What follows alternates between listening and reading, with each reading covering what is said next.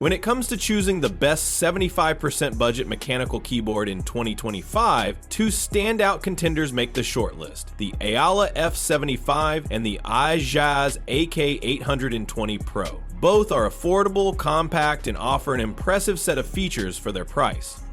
But if you're stuck deciding between the two, you're not alone. After spending weeks rigorously testing both keyboards side by side, I discovered a number of important differences, some subtle and some surprising, that could help you make the right decision. Price and size comparison. The first noticeable difference between the two is their price. The Aula F75 retails at around $70 USD, while the Ajazz AK820 Pro comes in slightly cheaper at about $60.00 USD. For a budget-conscious buyer, that $10.00 difference might already be compelling, but it's worth digging deeper. In terms of dimensions, the Aula F75 is slightly wider, whereas the AK820 Pro is a little longer. Overall, both keyboards offer a compact 75% layout that balances size and functionality well, so neither has a clear edge in size preference. It will mostly depend on your desk space and layout needs. Color options and design aesthetics. Color and design can be surprisingly important, especially if you're setting up a clean, aesthetically pleasing workstation. This is where the Aula F75 really shines. It comes in an impressive variety of 7 color options, including light blue, sea salt, green, black, purple, and 2 dual tone options, blue and black, side printed. On the other hand, the Ajazz AK820 Pro offers only 2 colorways, a gray base with yellow accent keys and a white and purple variant. While both designs are visually appealing, the Aula F75 clearly offers more customization and personality. Another thing to note is branding. The AK820 Pro has a prominent Ajazz logo on the front, which, while clean, may not appeal to everyone. The Aula F75, in contrast, is logo-free, giving it a more minimalist and clean look that many users might prefer. Keycaps and typing experience. Both keyboards use PBT double-shot keycaps, which are not backlit and feel quite durable. The Aula F75 uses a cherry profile, while the AK820 Pro gives you a few more options, including OEM and MOA profiles, although the MOA profile, which is more circular, may not appeal to everyone. The sample I tested came with cherry profile keycaps, but they were hard to find online, suggesting limited availability. Still, the typing experience on both is quite satisfying thanks to the matte finish and relatively thick build of the keycaps. RGB lighting.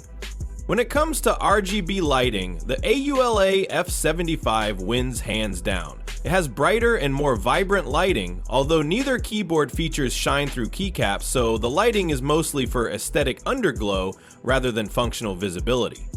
Still, if you like a bright and colorful desk setup, the Aula F75 is the better choice. Both keyboards have a wide range of lighting effects and can be customized using their respective software. Switches and sound profile. Switches play a big role in how a keyboard feels and sounds. The Aula F75 comes equipped with Leobog Reaper switches with options including the Ice Vein and TTC Crescent, all of which are linear switches. The Ajazz AK820 Pro also features linear switches, most notably the Ajazz Gift or Ajazz Flying Fish switches. While both keyboards sound good out of the box, the Aula F75 has a noticeably thockier sound profile. It sounds deeper, more refined, and cleaner, especially on the spacebar, which is often where poor stabilizers ruin the sound. Both keyboards come with 5 layers of foam inside, contributing to their deep and satisfying acoustic feedback. However, the F75 stabilizers are better tuned, and while both boards are pre-lubed, the F75 clearly has the edge in terms of sound quality. Connectivity and wireless performance. Both keyboards support Bluetooth 5 and 2.4 GHz wireless connections, in addition to standard wired USB connections.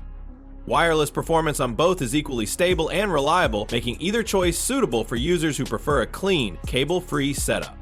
They each come with a 4000 mAh battery, which provides decent usage time even with RGB turned on. According to manufacturer claims, the AK820 Pro lasts about 20 hours at full RGB brightness, while the Aula F75 should last around 17.5 hours. The difference in runtime could be attributed to the brighter RGB lighting on the F75, which likely consumes more power. Still, both keyboards offer respectable battery life and should easily get you through a few days of normal use. Software and custom features. Each keyboard comes with its own software that allows you to customize RGB lighting, remap keys, and set macros. However, the Ajazz AK820 Pro features something extra, a small screen on the bottom right corner, just above the arrow keys. This screen can be customized using the software to display information or graphics, a feature not found on the Aula F75 or most other budget keyboards. While its usefulness is debatable, it does add a unique touch that might appeal to enthusiasts who like to personalize their setup. Build quality and materials. Build quality is another area where opinions might differ. The Ajazz AK820 Pro has a more premium feel thanks in part to its metal-like build and solid construction. The volume knob on the AK820 also feels sturdier and more responsive than the one on the Aula F75.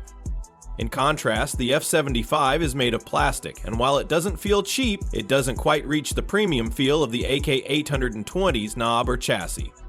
That said, the overall weight and density of the Aula F75 give it a reassuringly solid feel, and it certainly doesn't feel fragile.